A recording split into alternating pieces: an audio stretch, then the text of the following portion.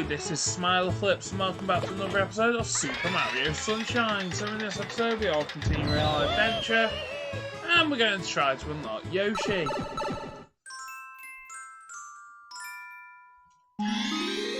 In this one we are going to get some of the... we're going to get some of the blue coins. The blue coins are in the basket, so what you want to do is when the bullet bills are flowing out, the purple ones will follow you about. So what you want to do is you want to lead them into the baskets and collect the blue coins. There is no other way to collect these other than what we're doing right now.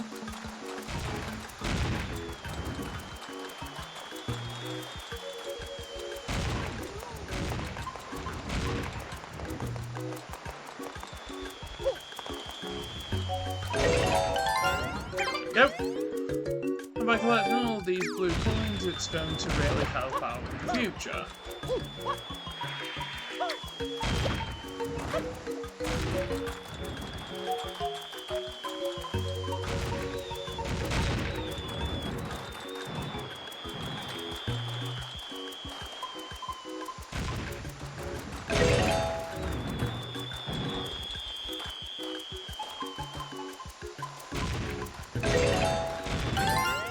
Yep. There's another one. There's another one.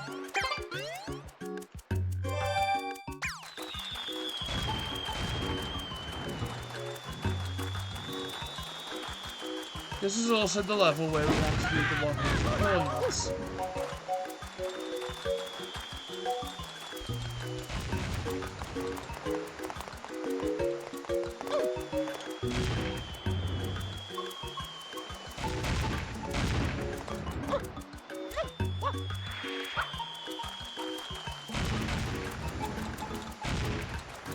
Because if you shoot the bullet bills with water, they will turn into coins.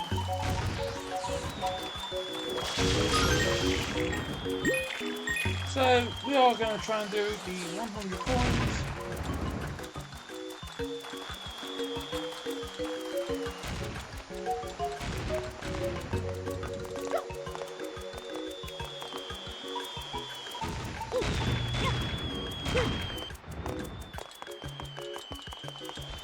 Seeing as it's part of the themed like collectibles and stuff. There we go. Plus as well, if we can get the 100 coins done in this episode, at least then it's a lot easier.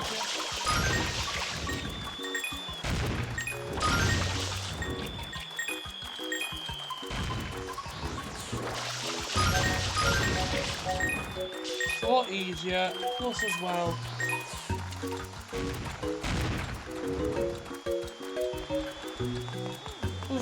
by ensuring that we are 100% complete in this game, it makes it a lot easier. There we go.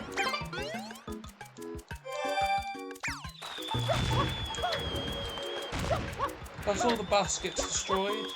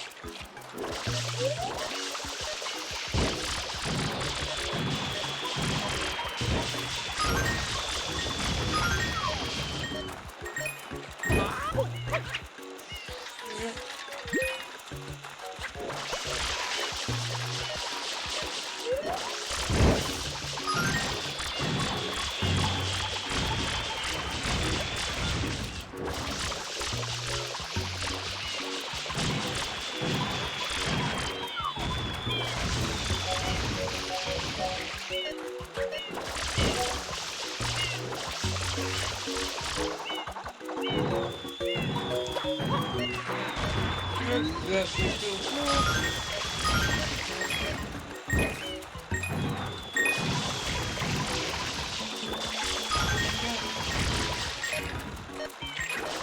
This is going to be our first 100 coin shine anyway.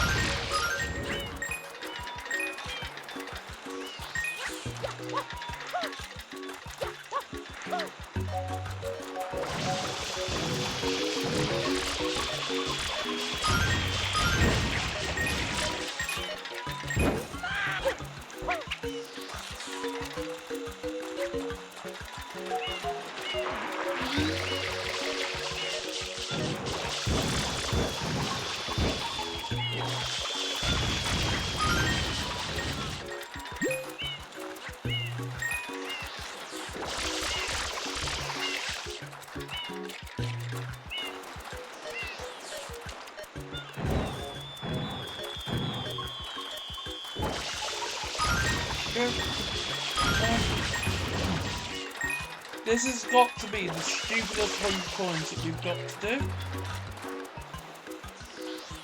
I don't wonder how long it will take.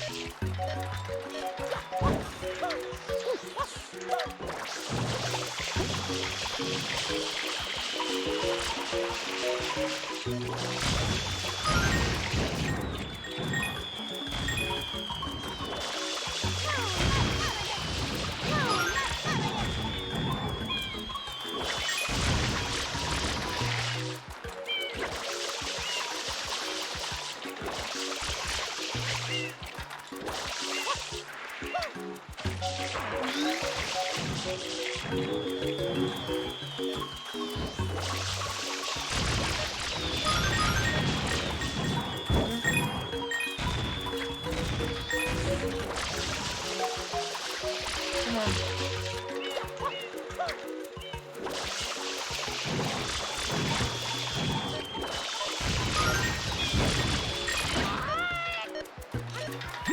There we go.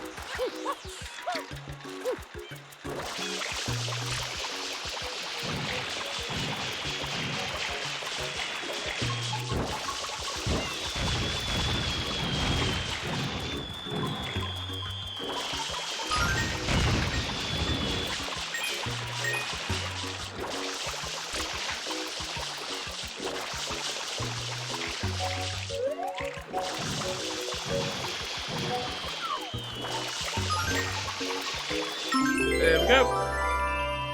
Well, that took us just over 10 minutes to get that 100 coin shine.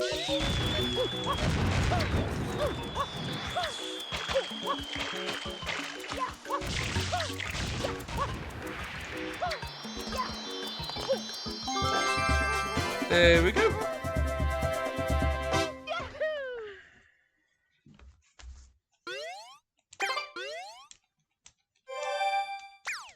Let's go get another shine now. And then once we've unlocked Yoshi, then we'll go back and we'll start doing the levels in the correct order. 100% in the world in order as well.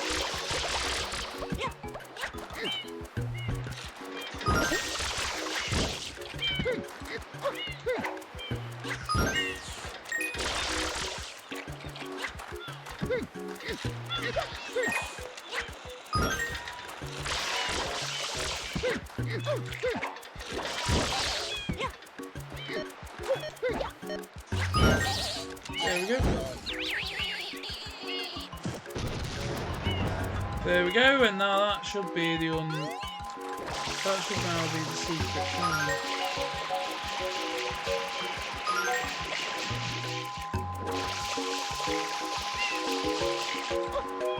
I can't remember where the blue coins are in this level. I don't even know if they're accessible in this level.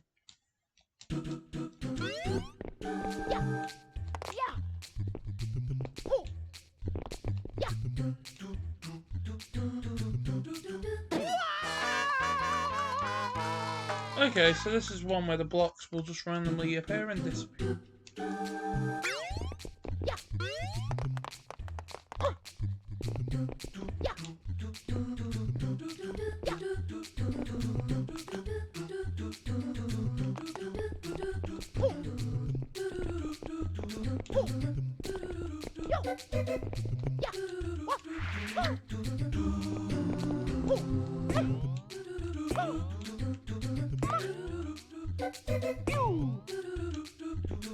It's these levels like this that are very jank.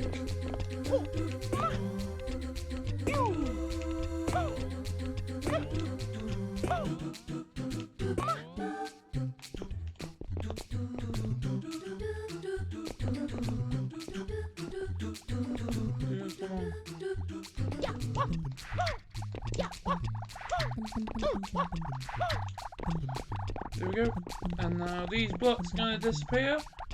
There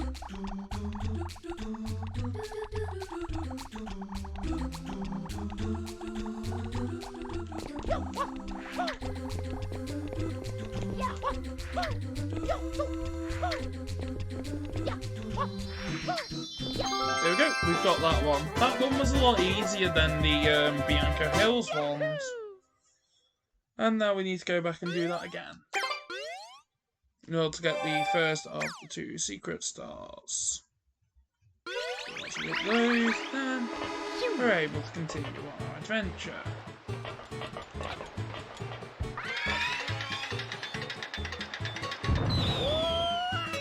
It'd be funny though if the next one was the Yoshi level. No, if it's not the Yoshi level, that's fine.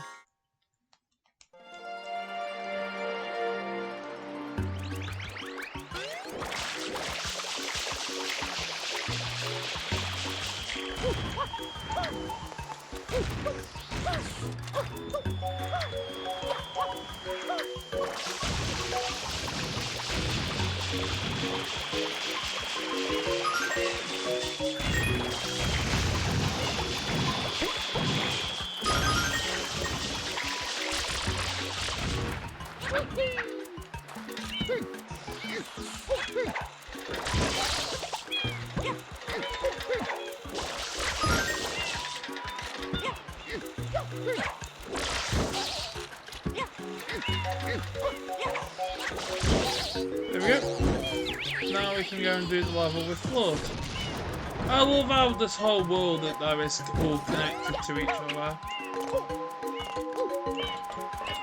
In the sense of the whole... You can see other levels from each one.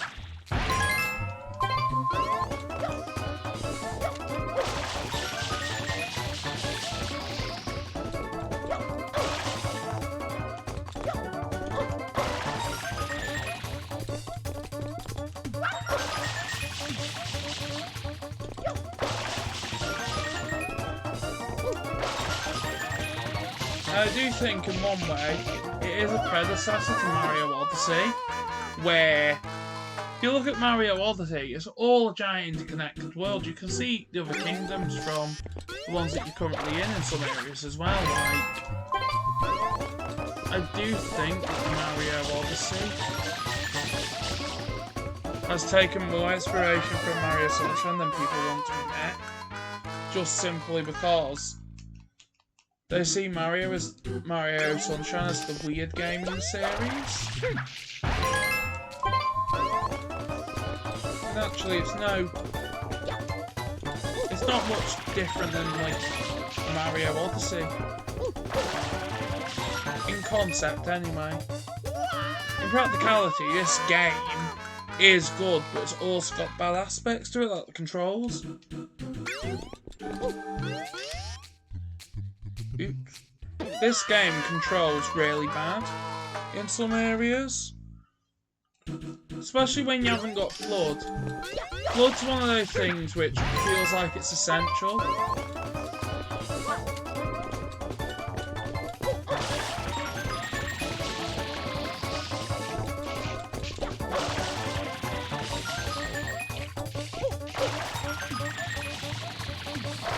If you look at games like Mario Odyssey,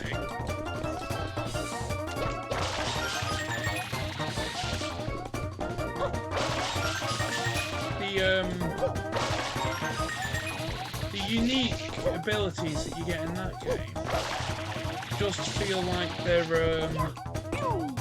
needed for a certain thing.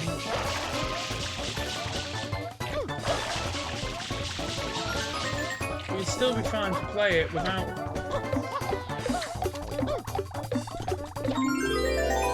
those unique abilities. Like with Mario Sunshine, it feels like the whole thing's designed around Flood, whereas something like Super Mario Odyssey feels like some levels are designed with the Cappy in mind, or Galaxy with the Luma spin. Stuff like that. But I do feel as well that Mario is just literally like a franchise where you shouldn't have to worry about the whole gimmick levels.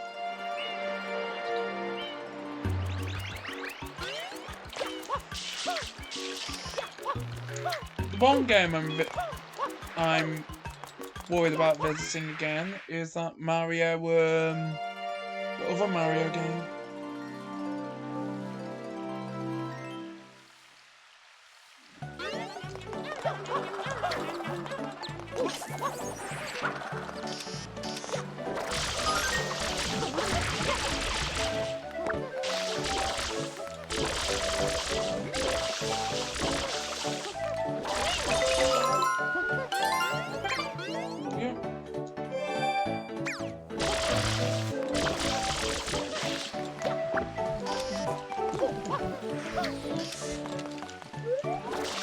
Look, I'm not gonna get all the blue coins in this episode. How many are we even on this one? 8.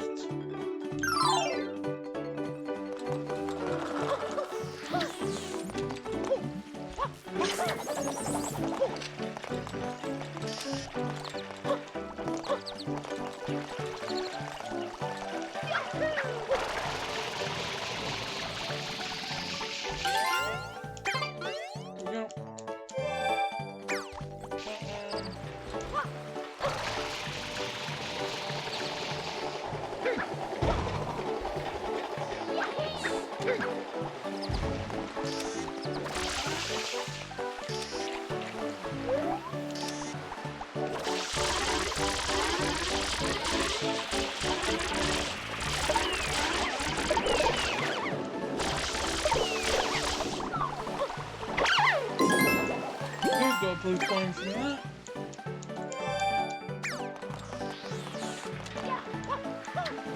This is by far one of my favourite levels in the game. Just because of how cool of a setting it is. It's just a shame that Mario Sunshine is somewhat ruined by the purple coins.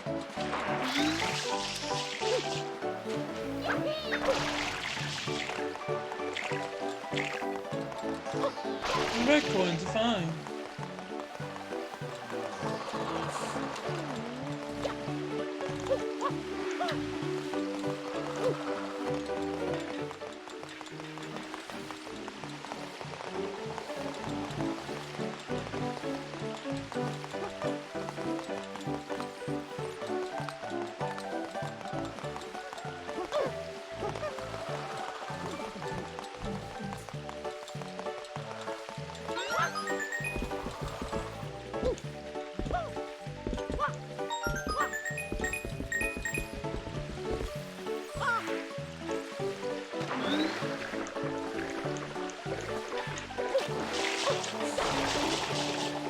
I also do think it's quite a good theme for a Mario game, Mario on a tropical island, because with a tropical island theme you can do nearly anything. Right.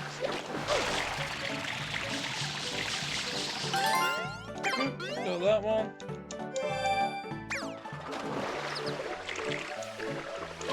Got 200 blue coins I have to find.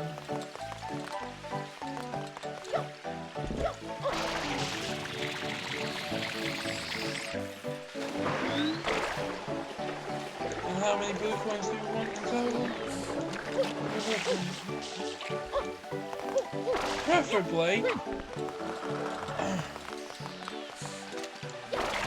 Preferably once we start going back, preferably we want to collect all of the blue coins before moving on to the next world. Like this one, this world I don't plan on finishing intentionally.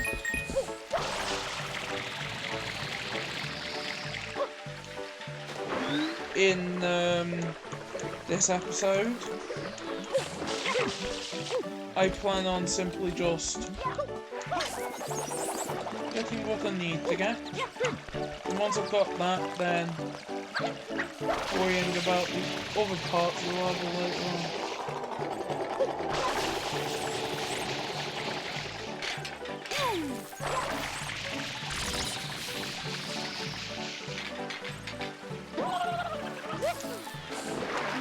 Because if I worry about the more difficult blue coins for later on, at least then in this episode we're not really wasting time just going for collectibles that we don't really need to get.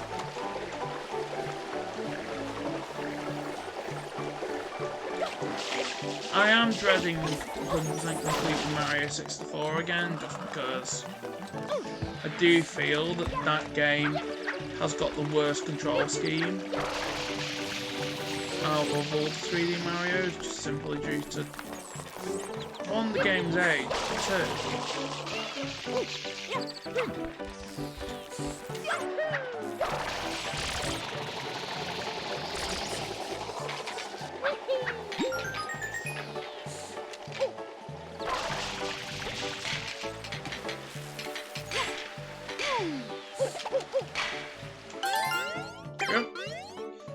Two, I also feel that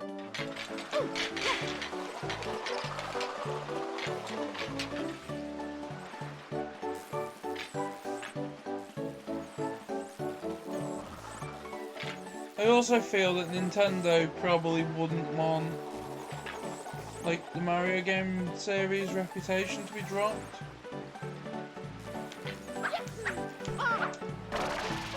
over the quality of one game. Because the thing is with Mario Sunshine, it's one of those games where you either love playing it or you hate playing it.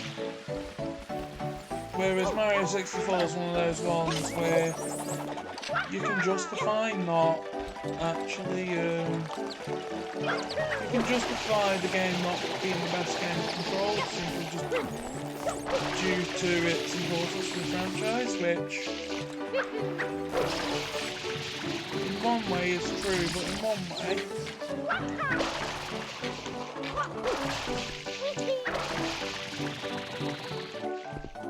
the age of a game should not determine the fact having bad controls, especially in a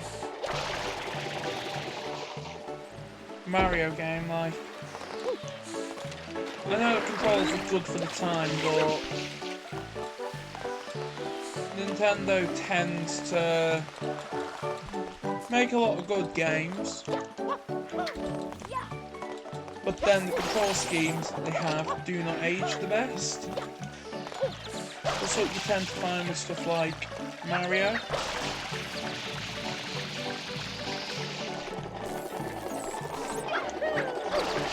Because as the games have got more advanced,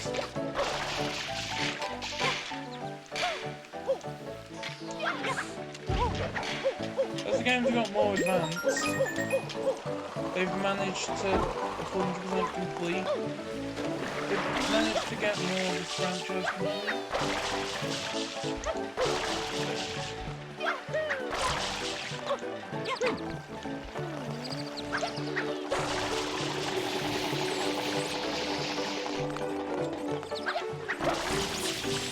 Because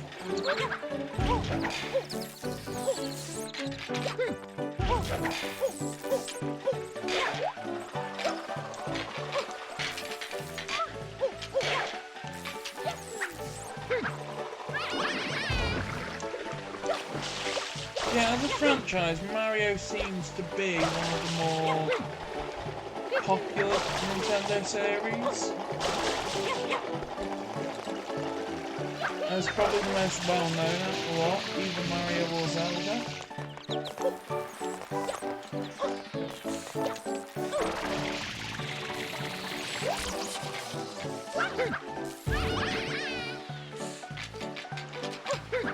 As it seems to be that Nintendo focuses on Mario and Zelda franchises a lot more.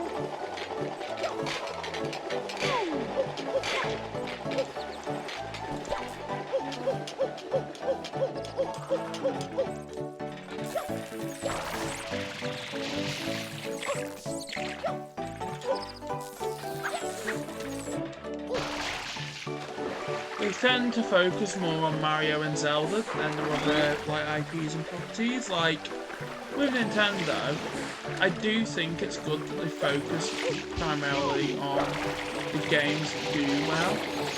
But as well, I do wish Nintendo would do a lot more experimental stuff with their content as well. For example,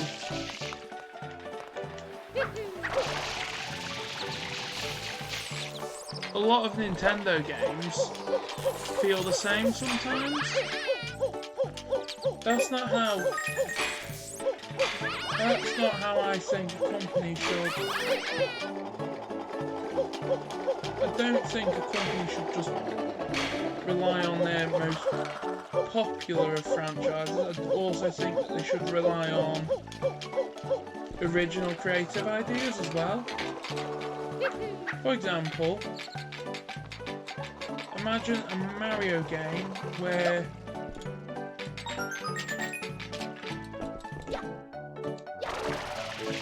playing as Mario, like you play as like Bowser or something. We're basically a bigger threat than Bowser himself is present, and they need to focus on working with Mario and Peach in order to save not only Mushroom Kingdom but the whole of Mario's planet or something.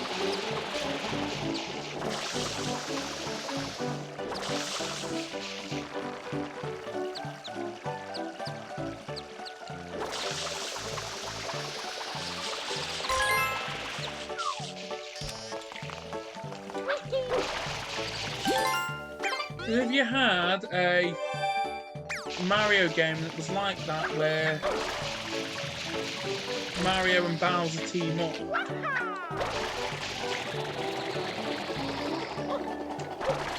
because there's a larger threat, you could easily have Bowser betray Mario,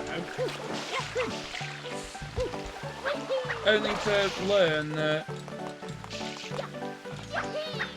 for example, Bowser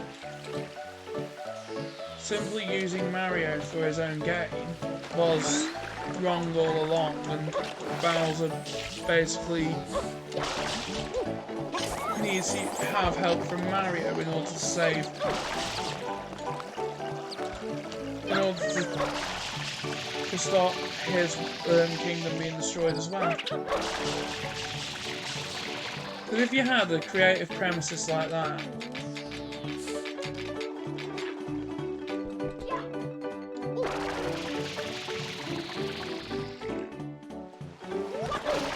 where your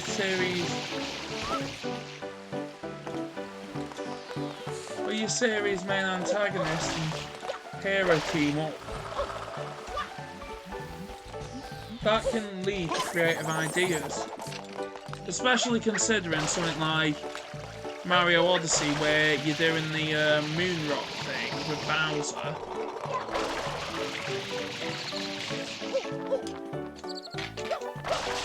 Which, if you've seen that game, you know what I'm all about. If not, then play the game and you'll then know what I'm all about.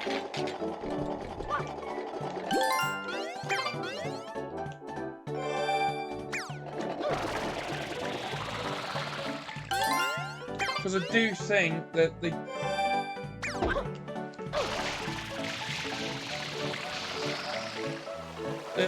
actually handled Mario Odyssey really well in the sense of playing as Bowser,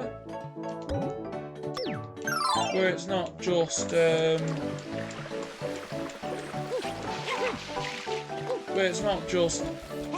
here's a capture you can have. Instead it's more like, we know you all want to play as Bowser,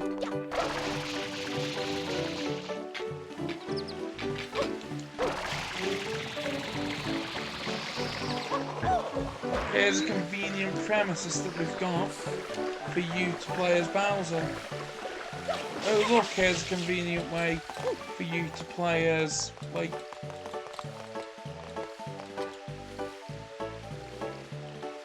a lot of characters that you want to play as.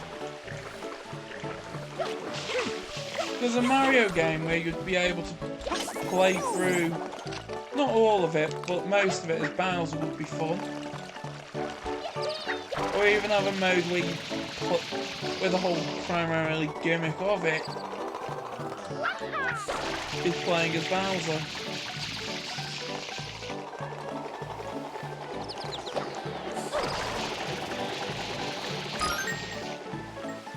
Or have a greater foe that's more powerful than Bowser, kidnap Peach instead, and that Bowser wants Peach all to himself. He doesn't want Mario to have her, but he has to reluctantly work with Mario in order to save Peach.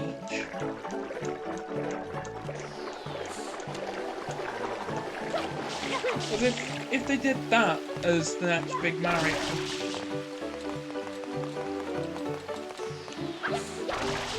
yes, it'd be very weird to play through, but Mario games can be weird with their settings, with their theming, with their branding, all of that.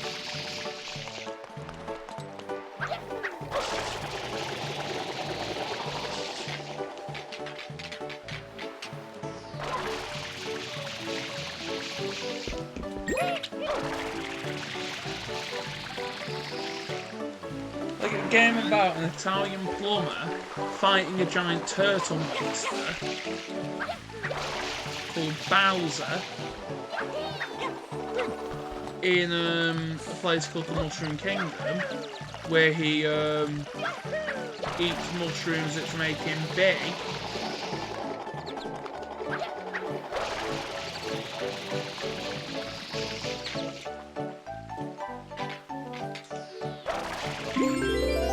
Is a weird gimmick for a video game. It is. I get that it's like power-ups and stuff like that, but yeah. Mario is a good game franchise to like look at and play.